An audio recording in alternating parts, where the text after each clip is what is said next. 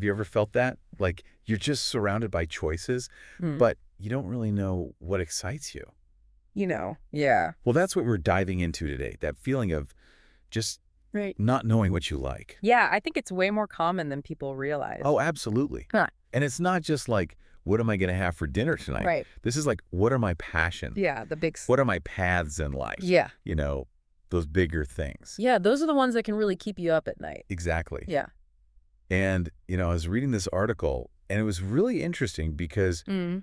it doesn't treat this not knowing as a problem. Oh, interesting. It's like an opportunity, like a blank canvas. Right. I like that. A blank canvas. Yeah. Yeah, it's not a sign that something's wrong. It's like a Right. starting point Exactly. to figure out who you are. Okay, so let's unpack that a little bit. Okay. This idea of it being an opportunity. Yeah. Because the article talks about all these external pressures, right? Yeah. Societal expectations, family influences, Oh, for sure. even just the constant information overload we all face. Right. It's everywhere. It can really cloud our judgment. Yeah. And make it hard to hear your own voice.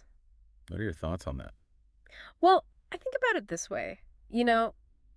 From a young age, we're told what a successful career is, or what hobbies are worthwhile, or even Right, what yeah. kind of lifestyle we should be aiming for. Yeah. So it's no wonder people feel lost when it comes to their own preferences. It's true. It's like, It's like trying to hear a whisper in a hurricane, I love that. All that outside noise Yeah, makes it hard to connect with what's inside. it really does. And I've definitely felt that, especially when thinking about careers. Yeah. Like you're expected to have it all figured out by a certain age. Whoa, absolutely. And if you don't, you're somehow behind. Right. And it's just not true. No, not at all. And then on top of that, the article talks about the speed of modern life, Oh, yeah, that's a big one. how that contributes to this feeling. Yeah. We're constantly bombarded with information and deadlines and Right. It's nonstop. demands on our time. It never ends. It's easy to lose touch with Right. those moments where you can actually reflect. And Yeah, those quiet moments Yeah. where you can actually think. I definitely feel like I get swept up in the current sometimes. Yeah, I know that feeling. You're just going and going, It's just keeping busy. and you don't stop to ask, wait, is this actually what I want? Am I even enjoying this? Right. Yeah, and the article makes a really good point that this fast-paced life Yeah. can lead us to just fall into routines, Oh, We absolutely. might not even like them. Right. We just do them. Out of habit. Yeah, or obligation, not Yeah. because we actually enjoy it. Okay, so then Yeah, how do we get out of that? How do we that's the big question, right? how do we turn this uncertainty into action? Right. The article gives some suggestions. Mhm. One of the big ones being like trying new things, Oh, yeah, I gotta step outside that comfort zone. stepping outside your comfort zone. Yeah. But from your perspective, how does someone actually start doing that? Well, the article has some good starting points. Okay. Those little sparks of curiosity you might have, Yeah. or things you've always been intrigued by but never actually tried. Yeah. It doesn't have to be something huge. Right. Just start small. Okay. Maybe it's taking that cooking class you've been thinking about, Mhm. or joining a pottery workshop, or, I don't know, exploring a new part of town. Oh, I love that. Yeah, it's about opening yourself up to new experiences Yeah. and paying attention to how they make you feel. That's so important, how they make you feel. Yeah, that's the key. I remember one time I went to this art exhibit. Yeah. It was modern art, Okay. which isn't usually my thing, Right. but I was surprised by how much I actually liked it. Wow, that's great. It sparked this whole new appreciation for a style of art I never thought I'd like. Exactly. You never know until you try it, right? And even if you try something and it's not your new passion, Yeah. the experience is still valuable. Oh, absolutely. You're learning about yourself, right? Right. What you enjoy, what you don't. Yeah. The article uses this analogy like trying hiking. Okay. Maybe you realize you hate hiking, Mm. but maybe it sparks a love of photography. Oh, I like that. Or just being in nature. Or just being in nature. Yeah. Yeah, you see. That's such a great point. Mhm. It's not about finding the one. Right. It's about the journey. Yeah, the exploration. Yeah. That's what matters. And sometimes those detours, right? Uh-huh. Those lead to the most fascinating places. They do. They really do. So speaking of journeys, the article talks about looking back at your past. Mm-hmm. What do you think about that? I think it's brilliant. We get so caught up in the present. Right. We forget those times when we felt truly alive, Yeah. Yeah, those moments Yeah. that really spark something in you. Exactly. And those can hold valuable insights into what makes us tick. I agree. It's like searching for a lost treasure map. Oh, I like that. The clues are there in our memories. We just Mhm. have to look for them. So it's like connecting the dots between who you were, who you are now, Right, and who you want to be. and who you want to be. Yeah, Those happy memories, they can point us in the right direction. I love that analogy. Okay, so for someone who's trying to do this, Mm. to tap into those past experiences, do you have any specific questions or prompts? Oh, absolutely. One thing that can help is to think about times when you were totally absorbed in something. Okay. When time just flew by. Like that flow state. Exactly. Yeah. Ask yourself, what were you doing? Who were you with? Mm-hmm. What made it so engaging? What skills were you using? Yeah. You might start to notice some themes Oh, interesting. that can give you clues about your passions. Okay, so you start to see these patterns. And that can be really revealing, It can. And I think it's important to remember, too, Yeah. this doesn't have to be a solo journey. Oh, absolutely not. You can talk to friends, family, Yeah. maybe even a therapist or a coach. Mm-hmm. They can provide great support. Yeah, they can offer a different perspective. Right. Sometimes they see things in us that we don't see ourselves. That's so true. They might remind us of old interests, Yeah, or encourage us when we're feeling down. that encouragement is so important. It is. And of course, a therapist can provide that safe space Right. A safe space to explore. to really delve into it. Yeah. So we don't have to do this alone. No, not at all. And speaking of support, the article also talks about embracing failure. Oh, that's a big one. What are your thoughts on that? Well, it's about changing your perspective. Okay. Setbacks aren't defeats. Mm-hmm. They're opportunities to learn. Yeah, It's okay to not be perfect. right. Self-discovery is messy. It It's is. a process. I used to be so scared of failing. Yeah. I wouldn't do anything risky. Oh, I get that. But I realized those failures, those were the best learning experiences. They really are. They pushed me out of my comfort zone. Yeah. I had to become more resilient, Right. and I learned what I'm really capable of. Exactly. It's about growth. So it's like reframing failure as feedback. I love that. Yes. It's not about beating yourself up. No. It's about learning from those mistakes. Mm-hmm. And And it goes back to what we were talking about before, yeah, detaching from the outcome. exactly. It's not about being perfect. No. It's about being willing to experiment, to take risks. And to learn along the way. Yes. And the article mentions another tool, journaling. Oh, yeah. Journaling can be so powerful. I'm a big believer in journaling, Me too. but I'm curious to hear your perspective. Okay. How can it help someone figure out what they like? Well, journaling is about creating space for reflection. Okay. It's not just writing down what happened. It's about processing your thoughts and feelings. So you can uncover those deeper desires. Exactly. The ones that might be hidden. Yeah. I used to think journaling was just for teenagers or people going through tough times. Right.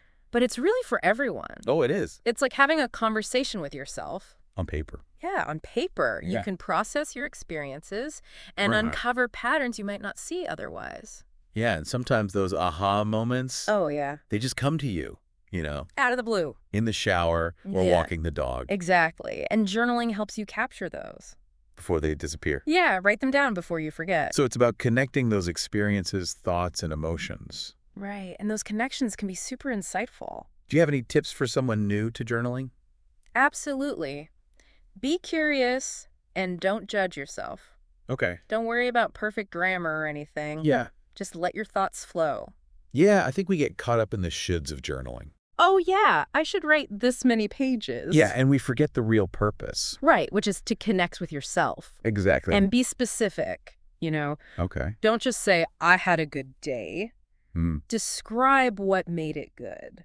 The details. Yeah, the more specific, the more insights you'll get. That makes sense. And remember, this is for your eyes only. Oh, absolutely. It's your safe space. It is. No judgment, no pressure. Yeah, I think we compare our journals to social media. Oh, yeah, the highlight reel. And it makes us feel like we're doing it wrong. But there's no right way to journal. It's about finding what works for you. Exactly. Okay, so speaking of comparisons, Mm-hmm.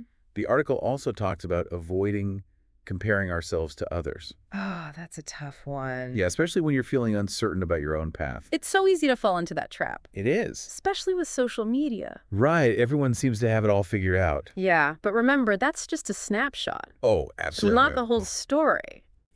I've definitely been there I think we all have. comparing myself to others Yeah. online in real life. It's a recipe for self-doubt. It really is. I'd be scrolling through Instagram. Everyone had their dream job, perfect relationship. Yep. And I was still trying to figure things out. It makes you feel so inadequate. It does. Yeah. But the truth is, everyone's journey is different. Absolutely. We all have different strengths, talents. Different timeline. Yeah, different timelines. So it's like comparing apples and oranges. Exactly. You can't compare. Each journey is unique. It is. So what resonates with you most from what we've talked about? What really strikes me is this idea of reframing not knowing as an opportunity. It's easy to feel like we're falling behind if we don't have all the answers. Yeah, like you're doing something wrong. But this article, it shifts that perspective. It does. It's not about having the answers. Right. It's about embracing the journey. And that's a really empowering message. It is. It really is. So it's about taking the pressure off. Yeah, let go of that pressure. Yeah, and approaching this phase with curiosity. Curiosity and a sense of adventure. And that's where the magic happens, right? Absolutely. When you let go of the need to know. Yeah. And embrace the journey. Okay, so connecting this to the bigger picture. Mm-hmm. What does it really mean to not know what you like? Well, I think it means a few key things. Okay. First, it's super common, nothing to be ashamed of. Right. We're all influenced by things outside of ourselves that can make it hard to hear our own inner voice. Yeah. Second, it's not a permanent state. Okay. It's a stage of exploration and growth. The stage, yeah. And finally, it's an opportunity, not a setback. An opportunity. I love that. Yeah. It's a chance to shed those expectations. Right. Let go of what others think. Reconnect with yourself. Discover what brings you joy. Exactly. It's about defining success on your own terms. That's it. So how do we practically navigate this stage? Well, the article has some great suggestions. Okay. But there's a lot more to uncover. Are you ready to dive deeper? I am, are you? I am. Let's do it. Remember those little sparks of curiosity we were talking about? Yeah. The things you're kind of interested in but never really pursued? Right. That's where we start turning this uncertainty Okay. into action. So it's about saying yes to those things, Exactly. Even if they seem a little scary. even if they're outside my comfort zone. Yeah, you got to step outside that comfort zone. And the article was saying it doesn't have to be this big, grand thing. Right. It's the small steps. Okay. Those little experiments that can lead to big discoveries. You know what? I used to think I hated cooking. Really? It always felt like a chore. Yeah. I was convinced I had no talent for it. Mm-hmm. But then a friend invited me to this pasta making class, Oh, fun. and I was shocked by how much I enjoyed it. Wow. It turned out I loved the creativity, Yeah. the hands-on process, I can see that. the feeling of making something delicious. From scratch. Yeah. That's awesome. That's a perfect example of how pushing past those preconceived notions can lead to something great. Right. And it highlights what the article was saying Okay. about detaching from the outcome. Okay, yeah. It's not about becoming a master chef overnight. Yeah. It's about exploring, being willing to try. And what I loved about that experience was it wasn't just about the cooking. Right. It was the social connection, the creativity, Uh-huh. the feeling of accomplishment. Yeah. It's like sometimes what we're seeking isn't the activity itself, I see what you're saying. but the feeling. Yes, the experience. Yeah. That's a great point. And it reminds me of a technique I use with clients Oh, interesting. who are feeling lost. I ask them to think about a time when they felt truly alive, totally engaged. Yeah. And then we braid down that experience. Okay. What needs or desires were being met? Oh, wow. Was it connection, challenge, contribution, Mm-hmm. something else? So then you can start to figure out what you're really looking for. Right. Once we know those core needs, we can find activities that fulfill them. That's so powerful. Mhm. It's not just about finding something you like, but why you like it. Exactly. It's about the deeper needs. Yeah. And those needs can change over time. Oh, for sure. What you loved at 20 might be totally different at 40. Absolutely. So it's about staying curious, being adaptable. Right. Always evolving. Okay, so speaking of revisiting and adapting, Yeah. the article also talked about reflecting on past experiences for clues about what we enjoy. Right. Those hidden clues. What are your thoughts on how to do that effectively? Well, I think journaling is a really powerful tool for that. Journaling. Yeah. It's not just about what happened. It's about going deeper into your thoughts and feelings. So you can see how you reacted to those events. Exactly. You know, I used to think journaling was just for teenagers Mm-hmm. or people going through something really difficult. Hmm. But I've realized how valuable it is. It is for everyone. It's like having a conversation with yourself on paper. Yes. A way to process everything Yeah, and uncover those hidden patterns. the stuff you wouldn't notice in everyday life. Yeah, exactly. And for people who are new to journaling, do you have any prompts? Oh, absolutely. One that I like is Okay. think back to a time when you felt completely absorbed in something, Okay. when time just flew by. Like that flow state. Exactly. Describe the experience in detail. Okay. What were you doing? Who were you with? Mm-hmm. What were you thinking and feeling? Yeah, What skills were you using? that's a great prompt. I love that it focuses on that feeling of being absorbed. Right, that flow state. Yeah, it's not about the activity itself, but the state of mind. Like a sack. So we can identify what lets us tap into that. Yeah, and use that to guide our choices. So it's like creating a roadmap of joy. I love that. Yeah. A roadmap of joy. Yeah, a guide to those experiences that make us feel alive. That's a beautiful way to put it. It's about mapping those moments of joy and using them to create a life you love. And it's important to remember, this process isn't always linear. Oh, definitely not. There will be detours, setbacks, Right, it's not a straight line. and that's where embracing failure comes. Exactly. Those setbacks aren't the end. They're opportunities to learn. Yeah, they teach you so much. You know, I used to be terrified of failure. I hear that a lot. I wouldn't try anything that felt risky, It's a common fear. but those failures turned out to be the most valuable lessons. They often are. They pushed me outside my comfort zone. Right. I had to learn to be resilient, Yeah. and I discovered what I'm truly capable of. It's amazing what you learn from those challenges. It really is. So it's just like reframing failure as feedback. Love that. Reframing failure as feedback. Yeah. It's not about being perfect. It's about learning and growing. Exactly. And celebrating those small wins along the way. Oh, those small wins are so important. They are. It's about the journey, not just the destination. Right. The process is just as important. Yeah, and speaking of process, the article mentioned avoiding comparisons. Oh, yeah, that's a big one.